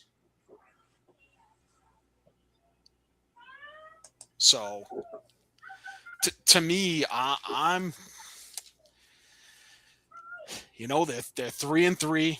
They've lost 2 straight, and it seems like they've played through the easiest part of their schedule and only come out 500. They have injuries. Right. Belter's on the shelf, the snooze on the shelf. You've just brought in Mike McCannell. He needs time to get, acclimated with the defensive scheme. You lost 2 pretty major pieces on offense. The replacements for those 2 people, let's face it, they aren't doing so well. Mike Triolo's kind of struggling in that offense. I don't think he's being utilized the same way Derek Keenan was utilizing him in Saskatchewan. When he was being super effective. I mean, he probably had his best year last year. So that's kind of my take on it. And, I really think between the injuries and the schedule that's remaining, Buffalo's got a pretty tough road ahead of them to stay in this. And I mean, we've been talking about it for 5 years straight now. They're getting older. They're not, they're not getting any younger. And, even with losing younger pieces, they brought in older guys like Mitch DeSnew, like Ryan Benesh. And right now, it's not looking like it's working out as well as they had hoped.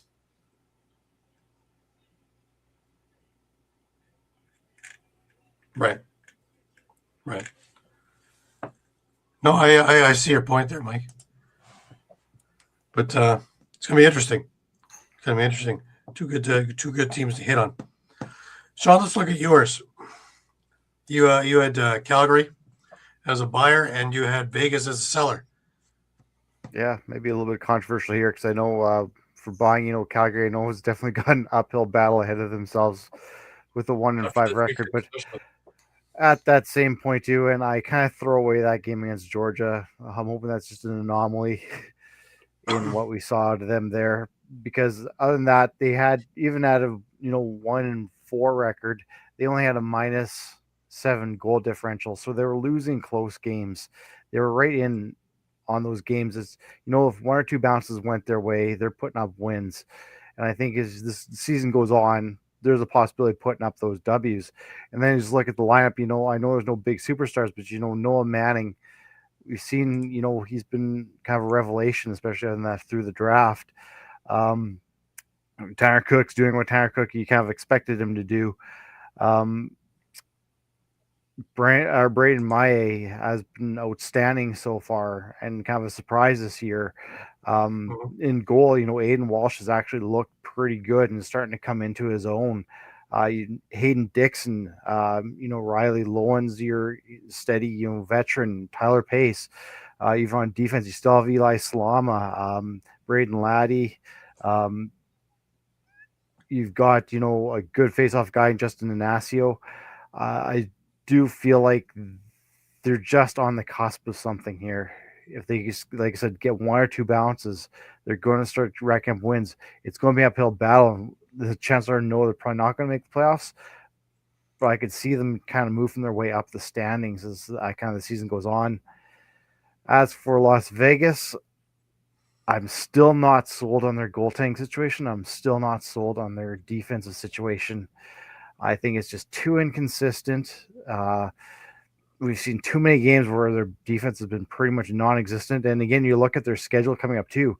Oshawa, Georgia, Colorado, Vancouver, Halifax, Rochester, back-to-back with Rochester, Calgary, Colorado again.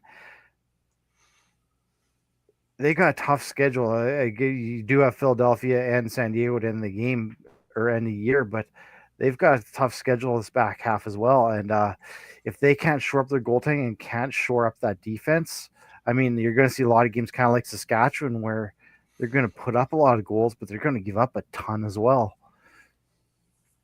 Right. And on that too, I mean, they're a 500 team, but they've got a -4 goal differential, which is kind of concerning, especially on all the changes that have been made this year. Right.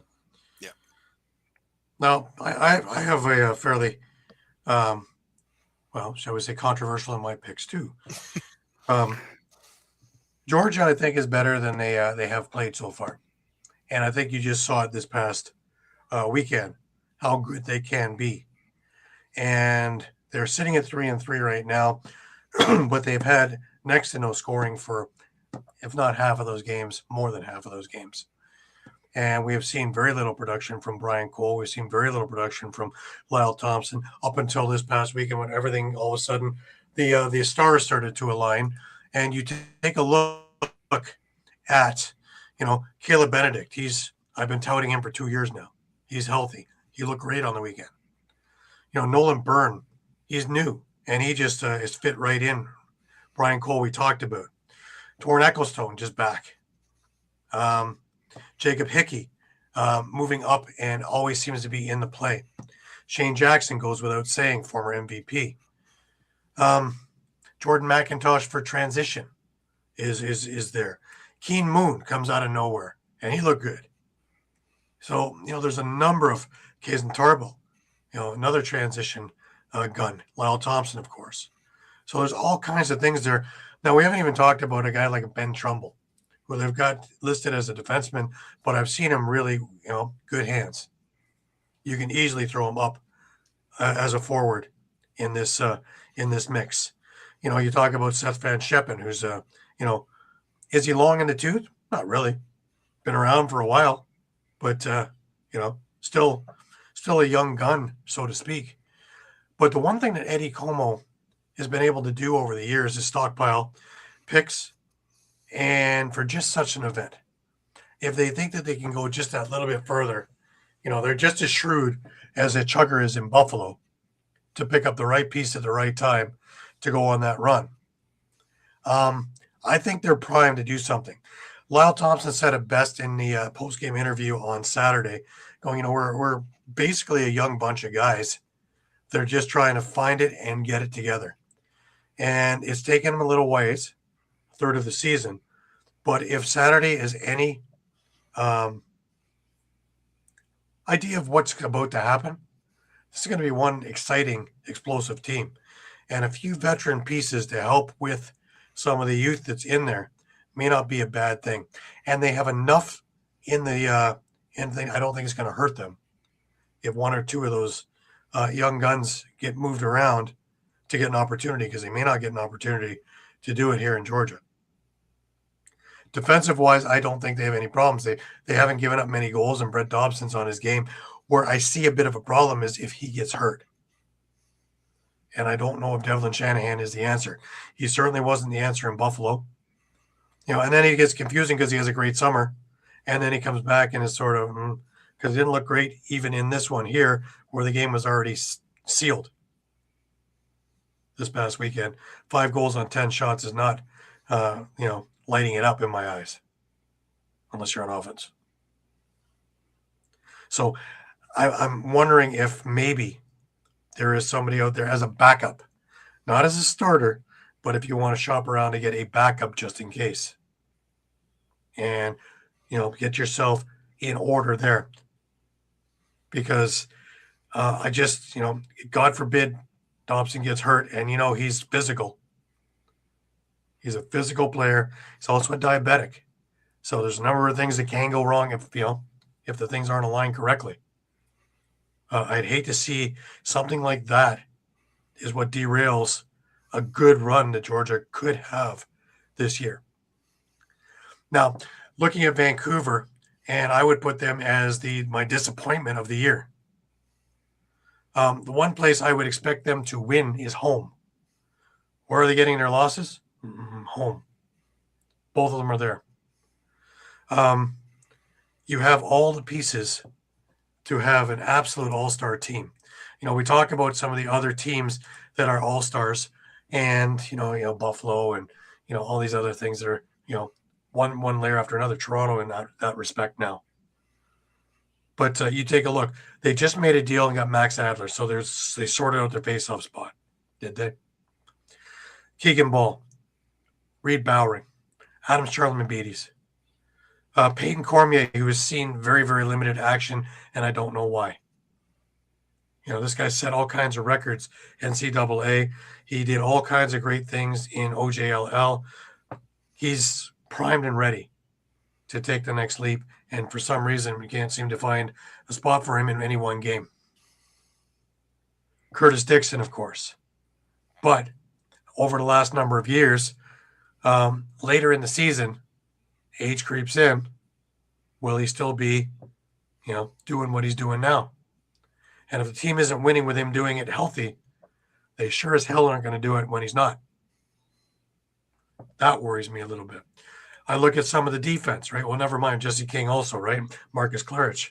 It's an all-star team that is underperforming at the nth degree in my eyes. And we can sit there and go, well, they're just gelling. So is Toronto. And they seem to have found it pretty quickly now. Vancouver hasn't had that game that has convinced me that they're there. And a lot of these guys played with each other before in Calgary.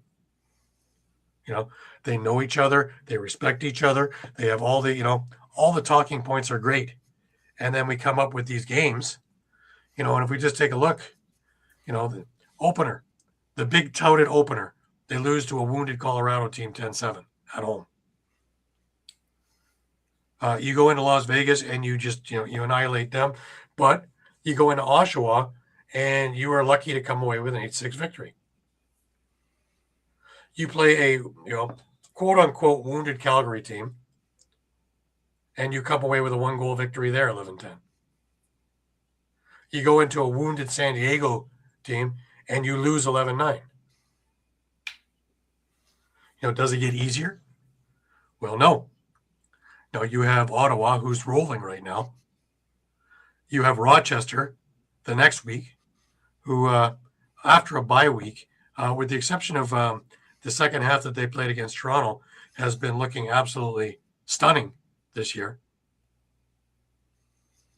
You then wind up with another Rochester game because it's back-to-back, home and home. And then you get to Saskatchewan the week after that. Does it get easy? Hang on. Then you get Buffalo. Then you get Vegas again. So is this going to be an easy ride? Now, I'm already at the end of February here. I haven't seen a break yet.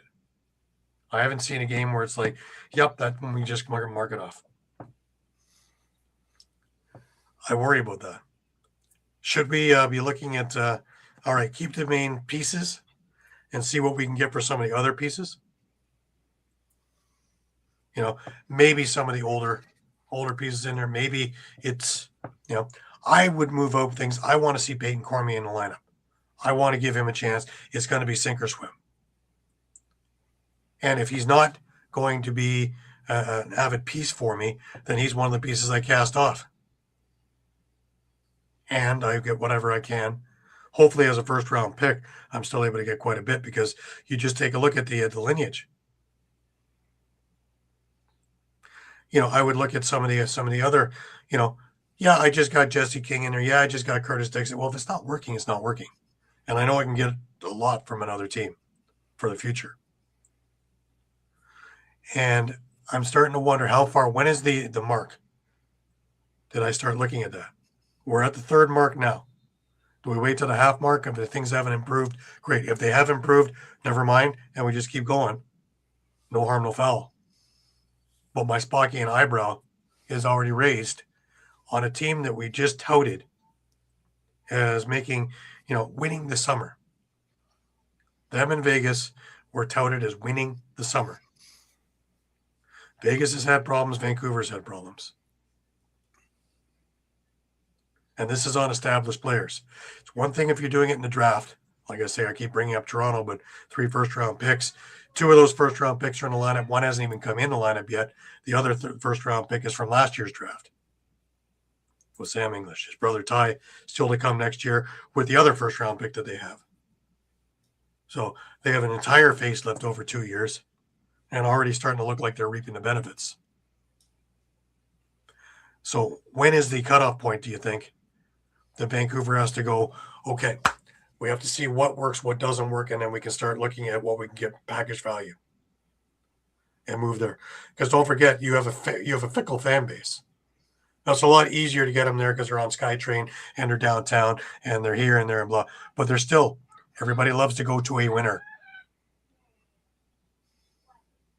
Nobody wants to go and see a team that's 1-9. Nobody wants to see a team that's just barely hanging on. Is not interesting, especially when it's that highly touted. Ran over. I hope I'm wrong in 2 weeks' time and they've won the next 2 games convincingly, because I like this group.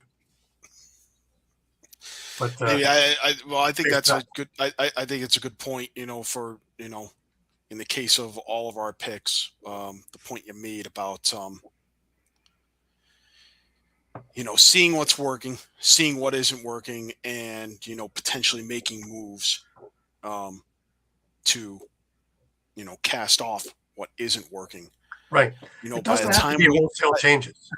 yeah, I mean, by the time we get to week 14, remember week 14 is that crazy week where there's 10 games on the slate, and close to half the teams in the league have double headers that weekend. That's right at the beginning of March, so that's still before the trade deadline, I believe. So now you're going to be pretty much at that point. You're 2/3 of the way through the season by week, and you're just about 2/3 of the way through the season, just in terms of number of games. Yeah. As Yeah, well. that's a pretty good idea. Yeah. So even Well, though schedule's back backloaded, even though schedule's backloaded, you kind of level out right at that crazy week. I'm figuring we visit this thing again at the halfway point, because then it's cut bait or fish, one of the two. Yeah. And then we're only weeks away from the trade deadline, and we really have to make decisions on: are we going? Are we not? Do we have a chance to do it? Do we not have a chance to do it? And if we can get clarity at that point, and then see, and then it didn't. It's easy to say, I want to get rid of him. I want to get rid of him. Nobody's going to give you anything for him or him. You may have to give till it hurts. Yeah. And get something in Colorado return. did for Jack Hanna. Yeah, we go back to our Thompson's conversation too, right? Like sometimes you got to give up a lot if you're going to go through a rebuild. And it goes to Gary's point about the draft picks. I mean, look at the successful teams, Saskatchewan, Georgia. They built through a draft, getting young talent in. And yeah, you're going to have your bumps and lumps the first couple of years as they kind I of would learn even their go way, with but- Banditland, tell you the truth, because if you look at it, they drafted Dane. Yeah. They drafted Josh. They drafted 2/3 of the people who are on there, and then they filled in the other spots with veterans. Whereas location, using that to their advantage. Toronto used to do that. Then they started going and getting rid of their picks and just pulling in people, and noticed that the success stopped. Was the last time, that 2015, I think, when they're in the finals. And that's when they were supposed to win it and lost to a determined Aaron Bold and the Edmonton team. Yeah. And from that point on, they really haven't been that interested in the draft. When, funny enough, when they do the draft, who do they get?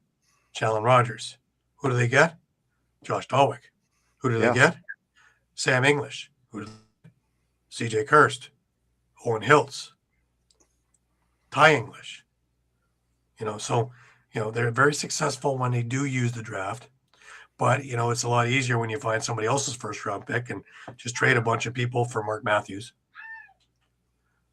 Now that he's healthy, you're starting to see the fruits of that one, but it's taken 3 years.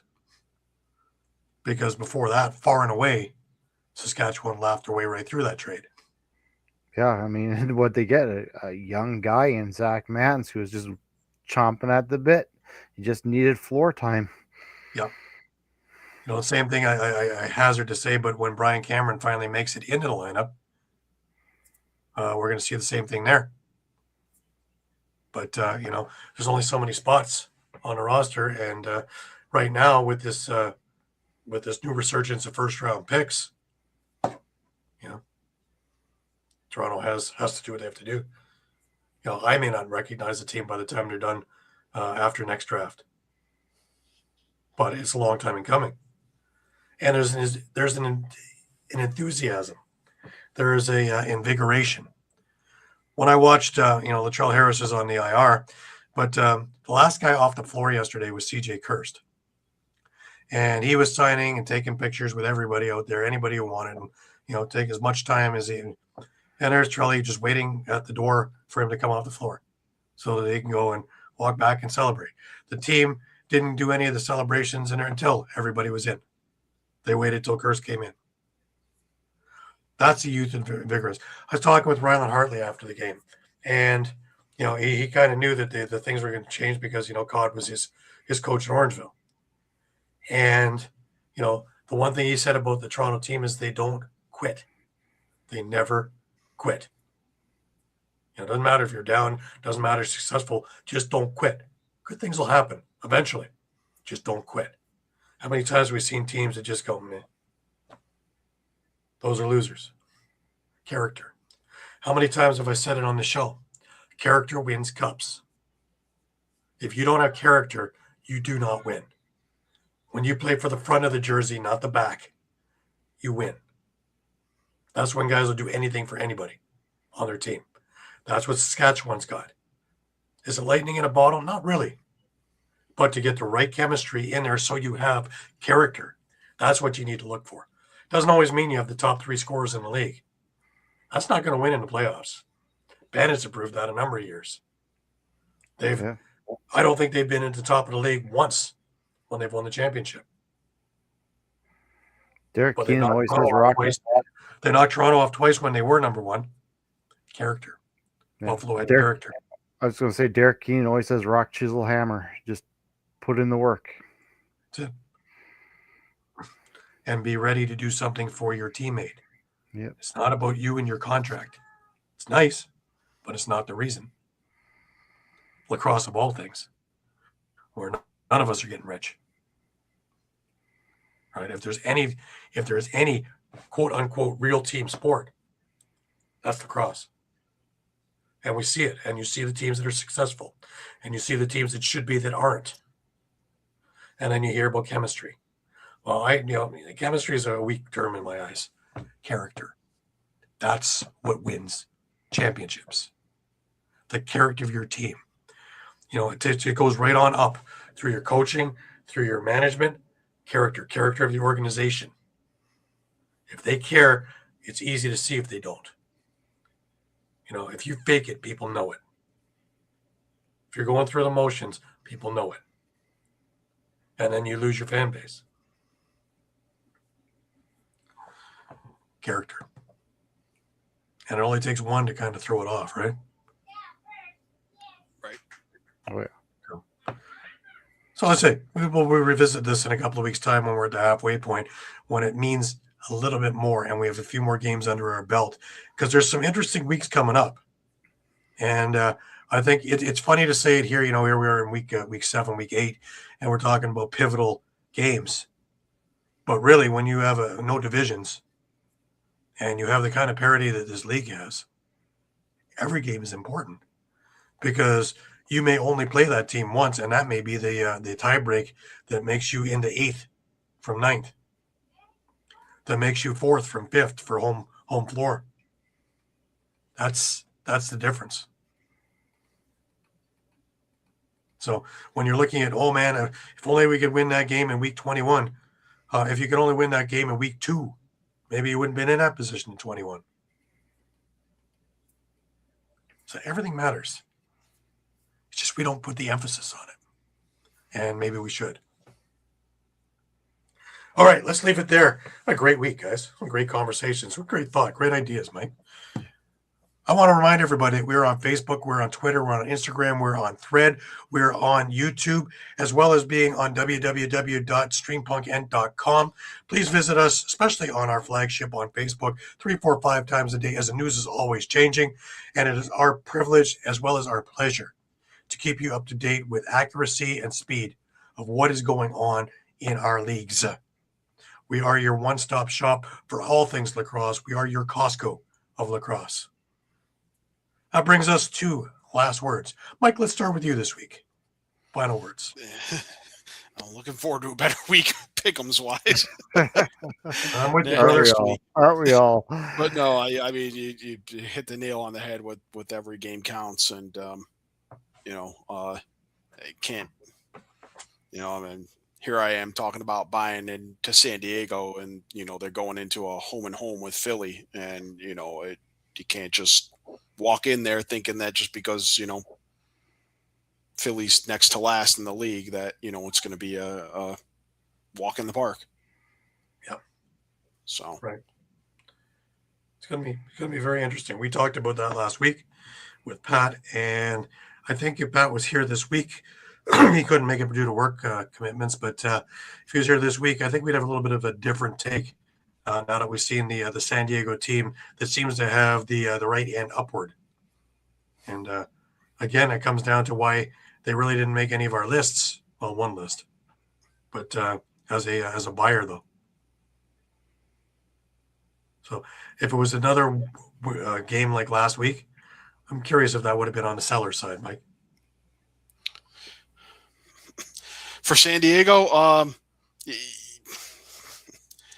yeah, quite Something possibly. to think about anyways, yeah. So it's not something to put you on the spot on that one, but yeah, whether it stayed in that column or whatever, because I know if Toronto didn't have a game like yesterday, that almost would have been on my radar. Okay, is it too early to think about the picks, and is it when do you say that they gel and they don't? But Yeah, happy to see I they mean, did. I'd have to say that had Vancouver forced overtime and come out of that game with the win, I probably would have been in Shawn's camp, and I probably would have had Calgary as my buy. Right. All right, let's go to Shawn for his final words for this week. Yeah, kind of similar to Mike, about the every game matters. And as you mentioned too, I just find it interesting, two of the teams that we had, quote unquote, winning free agency are now we have as sellers. I find that really interesting. And as we mentioned, maybe that's teams are going to have to start looking at other ways and the way they build their teams. I agree. I'm with you on Mike. God, I hope the gods are with me so I can get more than 2 right, even though there's only 4 games. I can only get 2 right when there's 8 games. So then I get 1. I such a good start, and then I've just watched it. I feel like the cliffhanger and the old Price is Right. Yodeling. So I'm hoping to get the my side, right side up, unlike some of these teams. I love the topic. And I think about us and the chemistry and the character that is in this show. And I thank everybody, as always, for all the hard work and effort that goes into doing this week in and week out, day in and day out, between the articles and all the other things that go into making sure that you guys at home have all of the stats and all of the numbers and all of the things that you can understand the game easily and enjoy it immensely like we do. So for this week, that'll wrap us up. Remember that we are on every Sunday night at 8 p.m. Super Bowl is coming soon, guys. That'll be an 11 a.m. start for that day. But for the next week anyways, we will be at 8 p.m. as always, Eastern. And until then, remember, keep your sticks high, keep your spirits higher. And until we meet again next Sunday at 8 p.m., have a great week, everybody. Take care.